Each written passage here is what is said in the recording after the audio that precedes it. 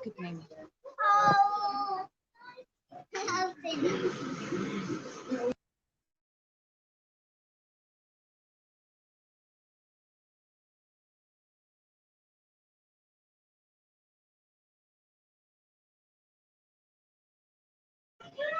Okay बेटे, अस्सलाम वालेकुम। अब काफी वेट हो गया है। आई डोंट नो तुम लोग क्यों ऑनलाइन नहीं हो रहे हो बेटे। आई थिंक हम स्टार्ट करते हैं।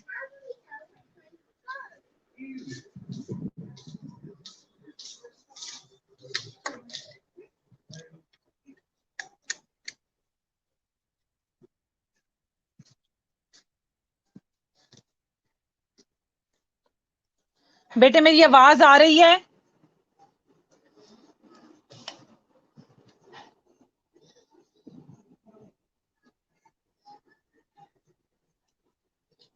बेटे आवाज आ रही है आप लोगों को?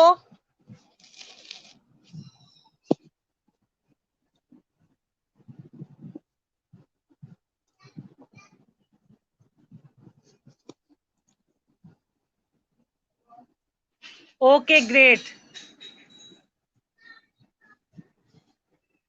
अच्छा बेटे, आज के दिन खाली हम अब फार्माकोलॉजी पढ़ेंगे और नेक्स्ट पूरा वीक जो है वो हम मैनेजमेंट करेंगे। और आज जो फार्माकोलॉजी का मैं चैप्टर तुम लोगों को करवाने लगी हूँ वो है GIT, gastro intestinal tract. Please बेटे ये निकाल लो। इनाम दानिश की बुक में पेज नंबर 85 है मेरे पास। GIT, gastro intestinal tract.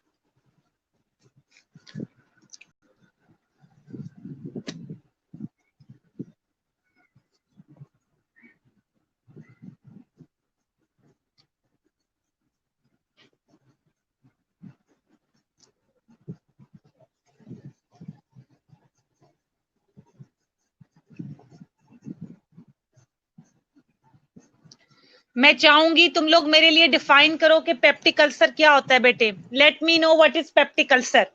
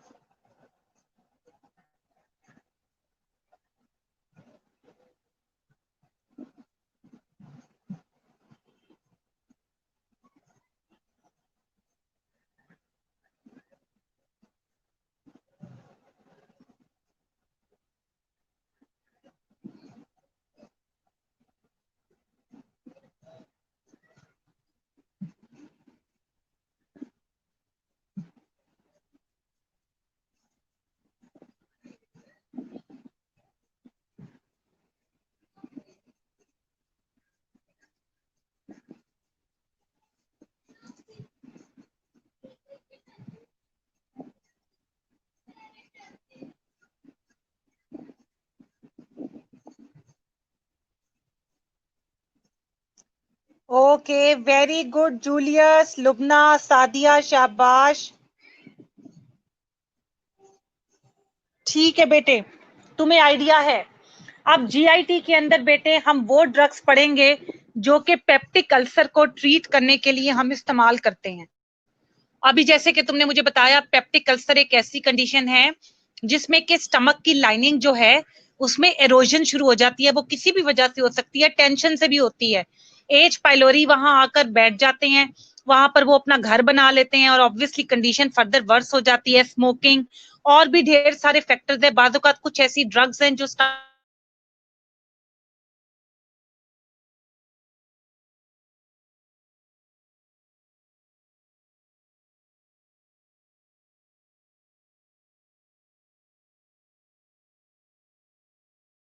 बेटे अब हम आगे देखते हैं कि पेप्टिक अल्सर जो हीलिंग ड्रग्स हैं वो कौन कौन सी हैं।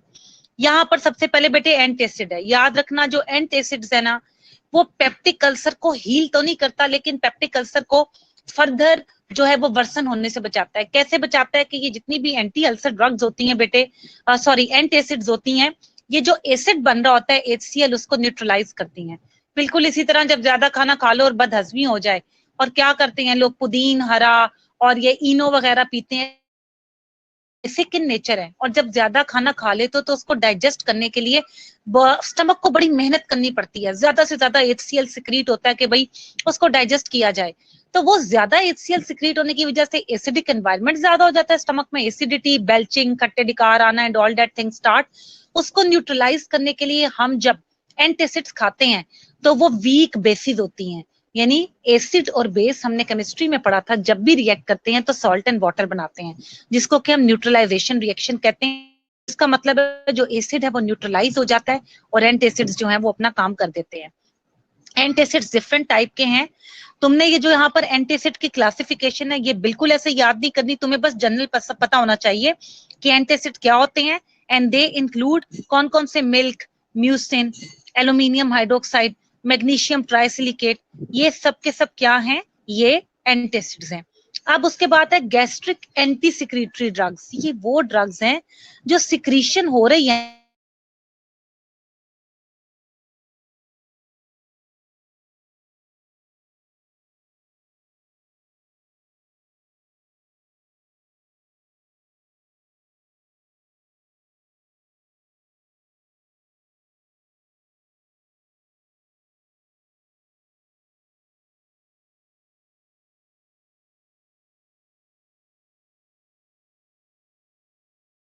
लेंजोप्राजोल।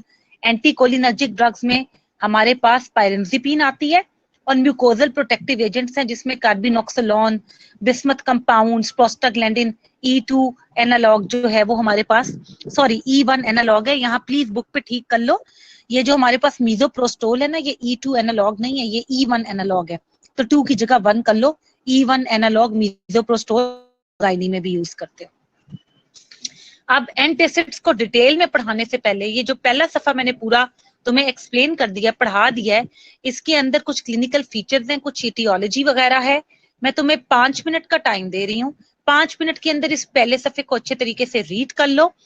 काइंडली किसी के पास किताब है तो वो उसकी स्क्रीनशॉट लेके व्हाट्सएप ग्रुप में शेयर कर दे उन बच्चों के लिए जिनके पास बुक नहीं है। 5 मिनट में इसको रीड करो, फिर एंटासिड्स को डिटेल में पढ़ेंगे। यू हैव 5 मिनट्स, 5 मिनट्स के लिए I am quiet and you have best of luck.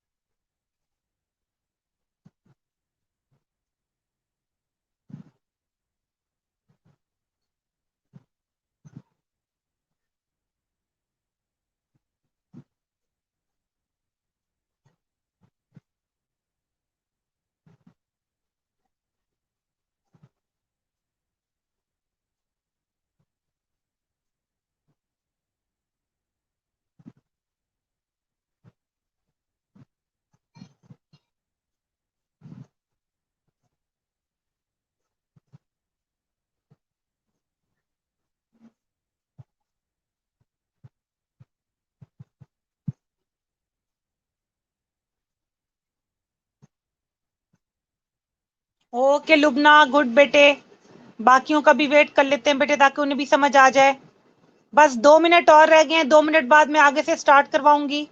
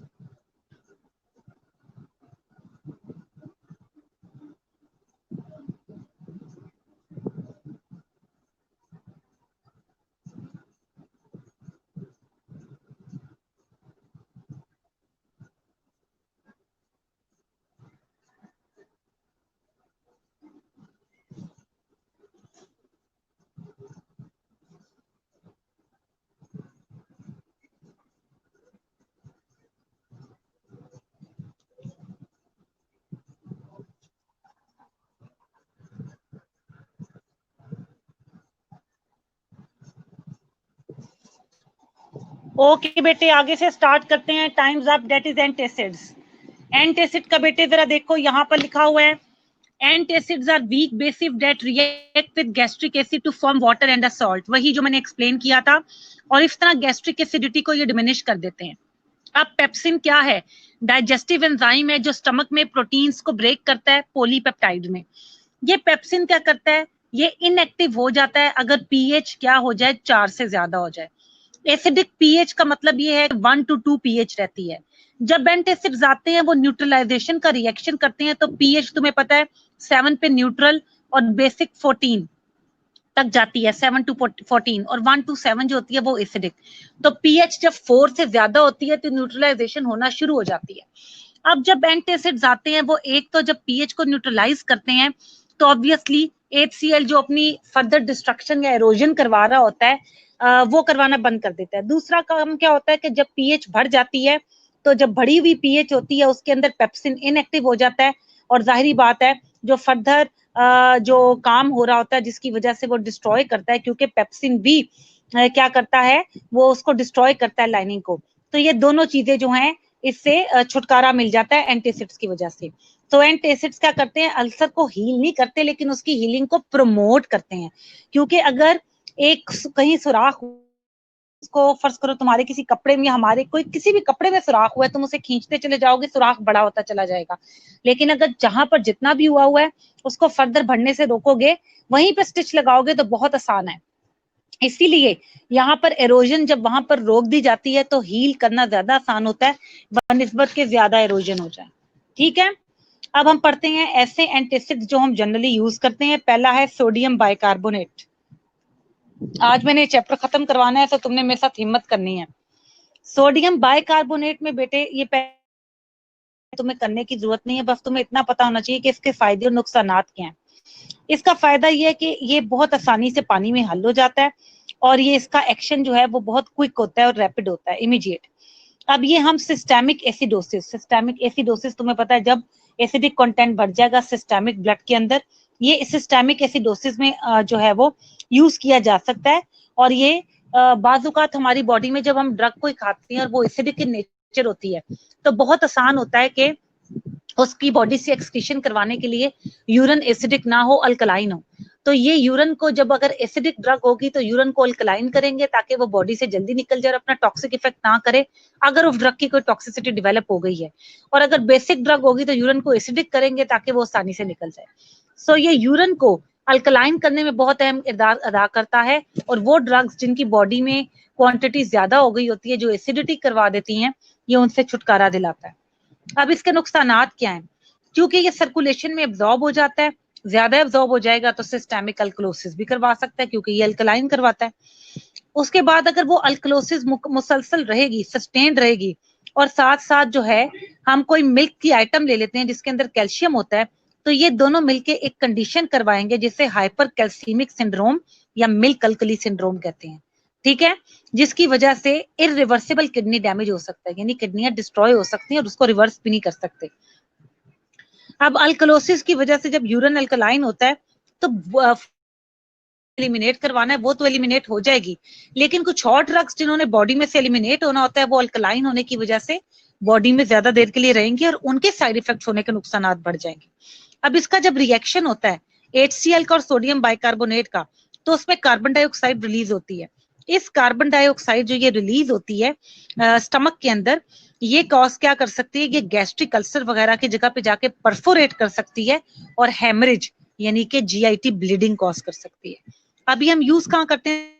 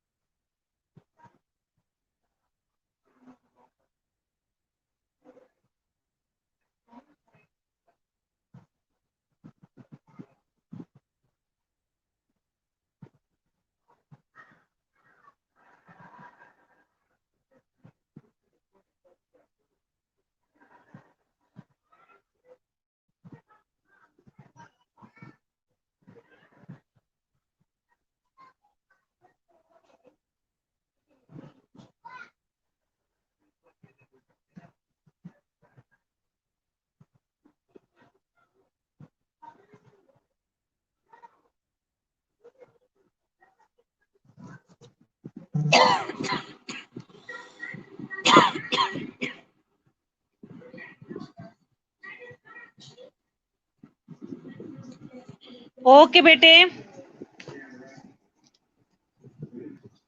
Chemical reaction के बाद से बेटे वीडियो तो होती नहीं, आवाज तो मैंने पढ़ने का टाइम दिया था। अब आ जाओ अगली टाइप पे, मैग्नीशियम ट्राइसिलिकेट पे। आवाज आ रही है?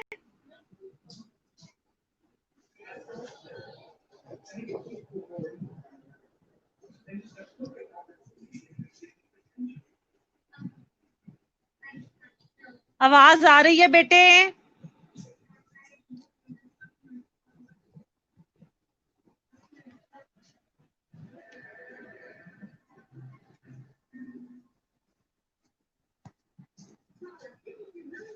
बेटे 5 मिनट मैंने पढ़ने के लिए दिया था ना तुम लोगों को, जब खत्म करवाती हूँ वो तुमने पढ़ना था, इसलिए आवाज नहीं थी। अब अगले की तरफ चलो, मैग्नीशियम ट्राइसिलिकेट की तरफ। मैग्नीशियम ट्राइसिलिकेट HCl के साथ रिएक्ट करता है तो मैग्नीशियम क्लोराइड और हाइड्रोजन, हमारे पास हाइड्रेटेड सिलिकॉन डाइऑक्साइड बनेगा, SiO2। इसके एडवांटेजेस क्या हैं? ये मैग्नीशियम ट्राइसिलिकेट एक गुड और नॉन सिस्टेमिक एंटासिड है, ठीक है। ये प्रोलॉन्ग ड्यूरेशन ऑफ एक्शन होती है इसकी। ये केमिकली और फिजिकली बहुत दोनों तरीकों से इफेक्ट करता है। बेटे जैसे अगर पानी गिर जाए और उस पानी को सुखाने के लिए मैं उस पर कोई कुशन कोई चीज रख दूं, वो उसको एब्जॉर्ब करेगा, वो फिजिकल एब्जॉर्प्शन होगी। और अगर मैं कोई केमिकल उसके ऊपर डाल दूं जो उसके साथ रिएक्ट करके उसको ड्राई कर दे, तो वो केमिकल एब्जॉर्प्शन होगी। तो मैग्नीशियम ट्राइसिलिकेट दोनों तरीकों से काम करता है, फिजिकली भी और केमिकली भी। इसके रिएक्शन में कोई कार्बन डाइऑक्साइड रिलीज नहीं होती, इसीलिए सोडियम बाइकार्बोनेट की तरह जो कार्बन डाइऑक्साइड रिलीज होती है और परफोरेशन का खतरा होता है, वो इसमें नहीं होता। So this is good to use. इसके अलावा ये पीएच को भी जो है वो नहीं बढ़ाता। तो अगर पीएच नहीं बढ़ाता तो इसका मतलब है जो सोडियम बाइकार्ब की वजह से अल्कलोसिस होती है, वो मैग्नीशियम ट्राइसिलिकेट की वजह से नहीं होती। तो फिर इसके डिसएडवांटेजेस क्या हैं? इसको लेने से डायरिया प्रोड्यूस होता है। इसके अलावा हाई डोज अगर इसकी थेरेपी हो तो little amount of magnesium ions जो है वो एब्जॉर्ब हो जाते हैं, वो किडनी के फंक्शन को इम्पेयर कर देते हैं, क्योंकि मैग्नीशियम की वजह से किडनी इंटॉक्सिकेशन हो सकती है। अब 7% जो इसके अंदर सिलिका है, क्योंकि ये ट्राइसिलिकेट है, वो भी एब्जॉर्ब हो सकता है बॉडी किडनी के अंदर, और वो नेफ्रोलिथ्स जो है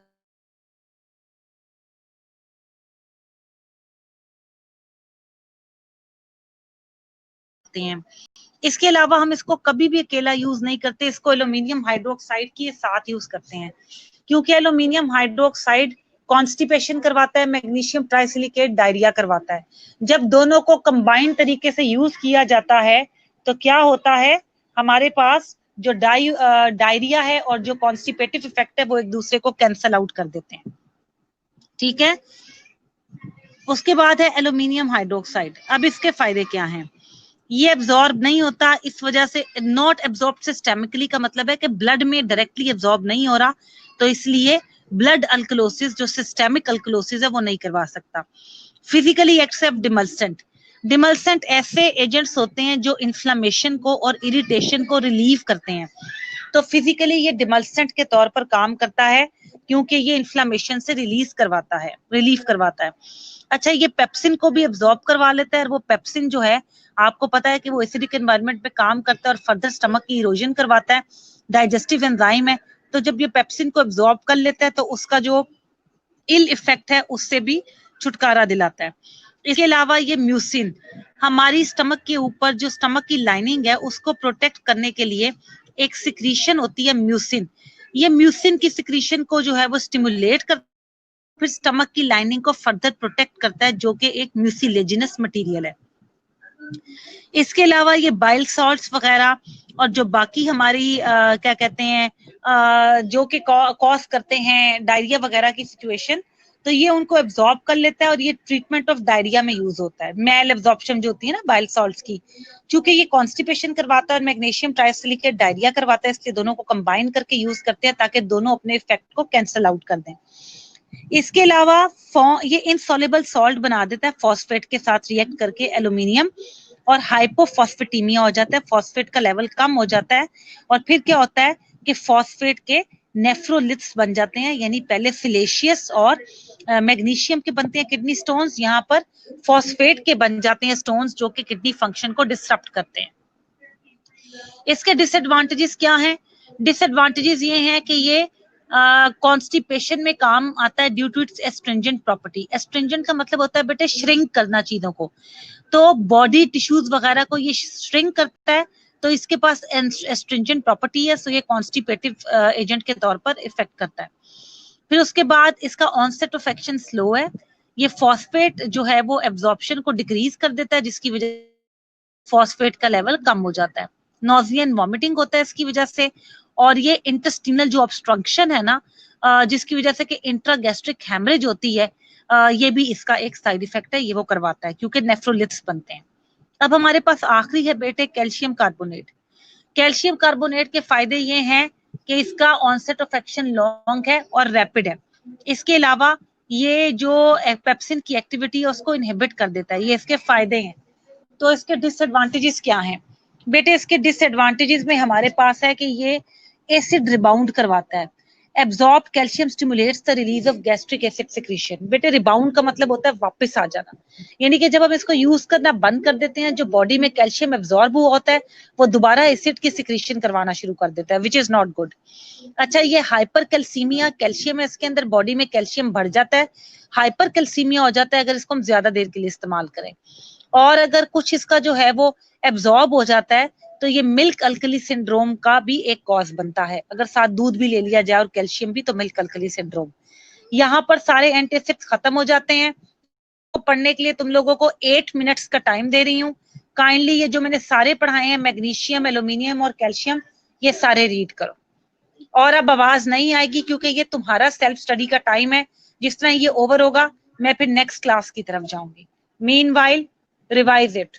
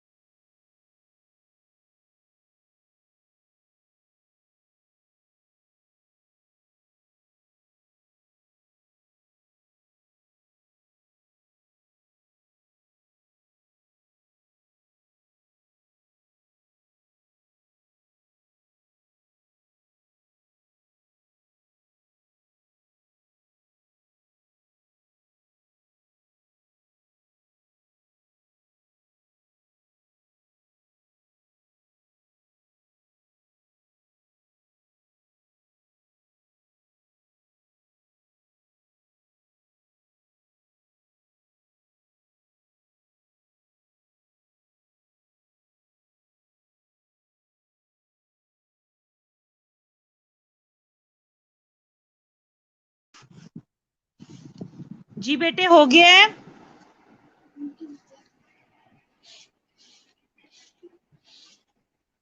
बेटे अगली क्लास की तरफ चलूं मैं?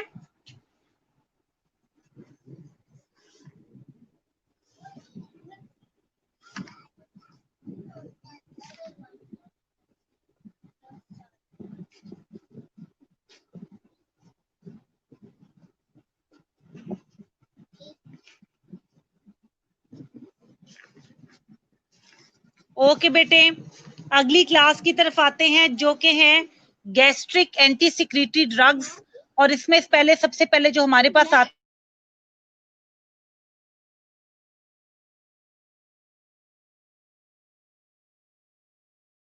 हैं H1 और H2।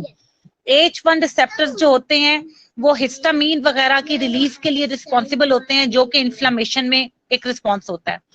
जो H2 रिसेप्टर्स होते हैं वो स्टमक के अंदर ऑक्सेंटिक ग्लैंड्स होते हैं, वहां पर प्रेजेंट होते हैं और HCl की सिक्रीशन के लिए रिस्पॉन्सिबल होते हैं।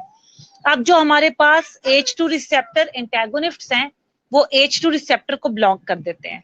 बेटे अगर H2 रिसेप्टर ही ब्लॉक हो जाएगा तो कौन सा एसिड सिक्रीट होगा, क्योंकि मौका ही नहीं मिलेगा रिसेप्टर की ब्लॉकेज की वजह से एक्शन कंप्लीट और एक्टिव होने के लिए। अब तो H2 रिसेप्टर अपना काम कैसे करते हैं? H2 antagonists are competitive inhibitors of histamine at H2 receptors on the parietal cells. They are the first choice of therapy. About 80% of ulcer heal within 4 weeks. यानी कि पहली choice of therapy के H2 receptor blockers को use.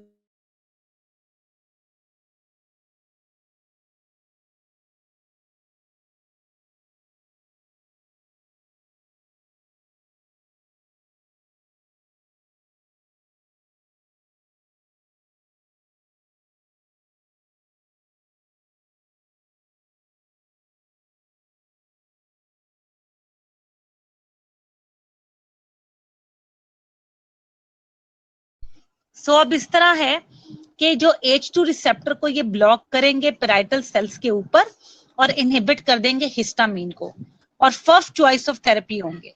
अब तुमने इसके अंदर जो काइनेटिक्स लिखी हुई है ना चारों ड्रग्स की, निज़ेटिडीन, फेमोटिडीन, रेनिटिडीन और सिमिटिडीन की, वो बेटे तुमने याद नहीं करनी। तुमने सिर्फ इसका ये मैकेनिज्म बताना है, सॉरी, इसकी इंडिकेशंस बतानी है और इन ड्रग्स के नाम तुम्हें पता होने चाहिए। और इसके बाद इस क्लास में जो पढ़ने वाली चीज है वो इसके साइड इफेक्ट्स हैं, जो नेक्स्ट पे। साइड इफेक्ट्स में क्या है बेटे हमारे पास? साइड इफेक्ट्स में जनरली जो H2 एंटागोनिस्ट्स हैं उसको बॉडी वेल टॉलरेट करती है, ठीक है। लेकिन सम कॉमन साइड इफेक्ट जो H2 एंटागोनिस्ट के हैं वो है headache, dizziness, diarrhoea, muscular pain, ये इसके कॉमन साइड इफेक्ट हैं। और कंफ्यूजन और हेलुसिनेशन ये ज्यादातर तब होता है जब हाई डोजेज में एल्डरली पेशेंट्स को दिए जाएं, क्योंकि ये इसके CNS इफेक्ट्स हैं। सिमिटिडीन जो इसका पहला एजेंट है, जो क्लास जब शुरू हुई थी, जो उसका मेन पायनियर एजेंट है, उसकी वजह से जो मेन साइड इफेक्ट होते हैं वो गिवन बिलो है, जो यहाँ पर दिए हुए हैं, जिसकी वजह से हम सिमिटिडीन को वैसे यूज नहीं करते। गायनिकोमास्टिया इन मेन एंड गलेक्टोरिया इन विमेन, ठीक है। तो अब ये चूंकि वीक एंटी एंड्रिनोजेनिक इसके इफेक्ट हैं, तो इसको अगर हम हाई डोजेज में दें तो enlargement of the mammary glands हो जाती हैं मेल्स के अंदर, जिसको हम गायनिकोमास्टिया कहते हैं, और galactorrhoea against secretion of the milk is there. Then ये साइटोक्रोम 4 P450 एक एंजाइम सिस्टम है जो कि लिवर के अंदर मौजूद होता है। और इस एंजाइम सिस्टम का क्या काम है? इस एंजाइम सिस्टम का काम ये है कि ये करवाता है डिग्रेडेशन ड्रग्स की, ठीक है, उनकी मेटाबॉलिज्म करवाता है। ये उस एंजाइम सिस्टम को इनहिबिट कर देता है। उस एंजाइम सिस्टम को इनहिबिट करने की वजह से बहुत सी ऐसी नैरो स्पेक्ट्रम ड्रग्स जिनकी जरा सी भी हाई डोज हो जाए तो वो बॉडी को नुकसान पहुंचा सकती हैं, उनका स्पेक्ट्रम हो जाता है नैरो। और नैरो स्पेक्ट्रम की वजह से क्या होता है कि जो है वो ज्यादा बॉडी में ज्यादा क्वांटिटी में होती हैं, ज्यादा क्वांटिटी में होती हैं तो ज्यादा साइड इफेक्ट्स प्रोड्यूस करती हैं और एक्यूमुलेट हो जाती हैं, और जिसकी वजह से कि एडवर्स इफेक्ट के चांसेस बढ़ जाते हैं। इसलिए सिमिटिडीन को कॉमनली नहीं यूज किया जाता as compare to other members of this class. अब खाली तुम्हारे पास 2 से 3 मिनट है। साइड इफेक्ट्स, इसका मैकेनिज्म, इसकी इंडिकेशंस और ड्रग्स के नाम अभी रीड आउट कर।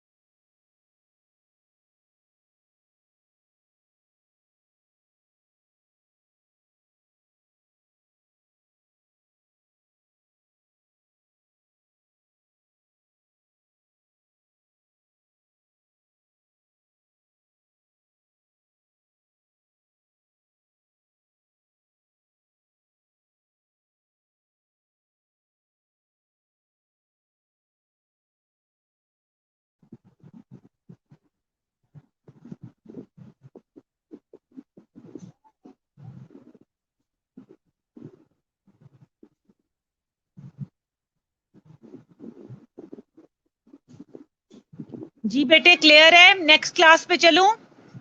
इज इट डन बेटे?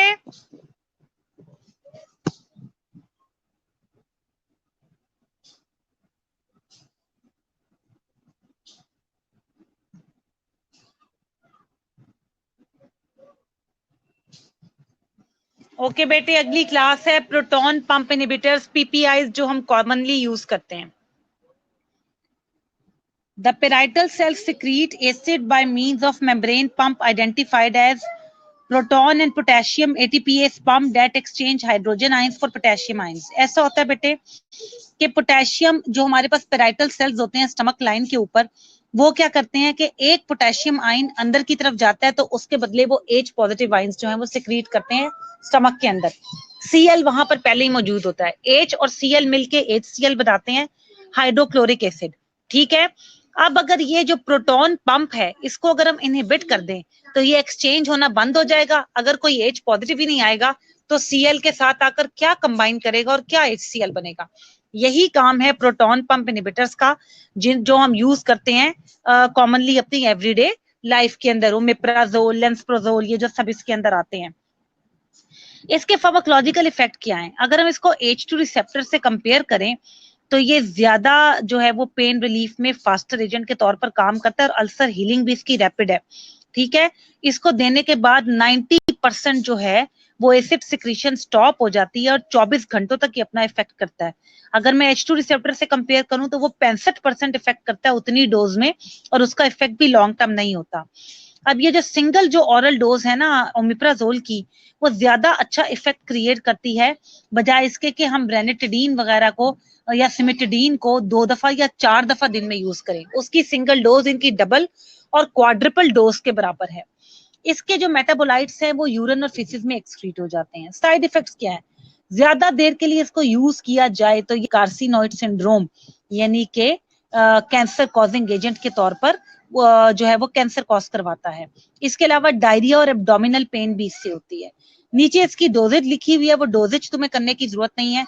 यहाँ पर हमारे पास प्रोटॉन पंप इनहिबिटर्स भी क्लियर हो गए. आप रीड आउट करो इसको फिर. Again you have like 3 minutes. Read it out बेटे प्लीज. बेटे आज इतने कम लोग क्यों हैं? मुझे मिला के 3 लोग और हैं. वाई?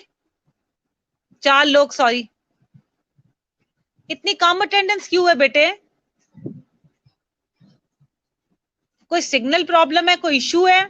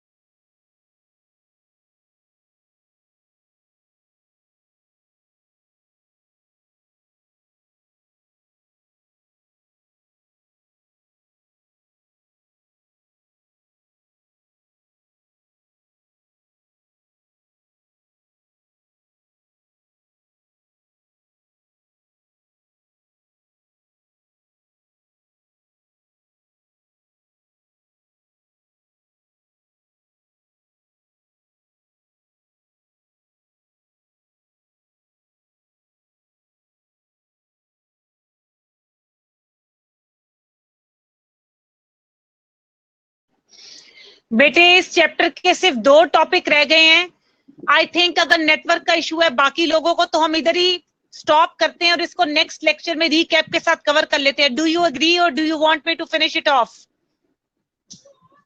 क्योंकि स्ट्रेंथ काफी कम है, फिर ये पूरा चैप्टर खत्म हो जाएगा और बाकी लोगों को प्रॉब्लम होगी।